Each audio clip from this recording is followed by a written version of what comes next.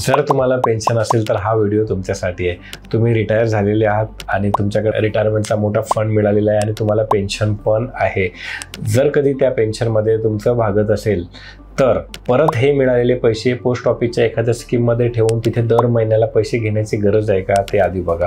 उगाचच फक्त आता मी रिटायर झालो म्हणून मला दर महिन्याला पैसे पाहिजे असं करू नका, कारण तुम्हाला मिळालेल्या पैशांवरती परत टॅक्स भरायचा आहे सरकारला आणि आयुष्यभरही तुम्ही टॅक्स भरलेलाच आहे.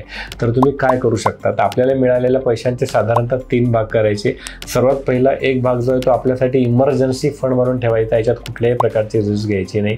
दुसरा पार्ट तुम्ही म्युच्युअल फंडमध्ये इन्व्हेस्टमेंट करू शकता, जिथे कमी रिस्कवाले आणि शेअर बाजारचे रिस्क नसलेले फंड असतात त्या साईडला तुम्ही इन्व्हेस्टमेंट करू शकता.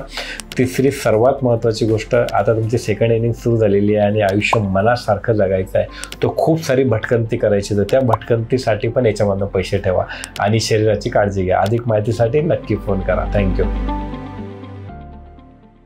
Mutual fund investments are subject to market risks. Read all scheme related documents carefully.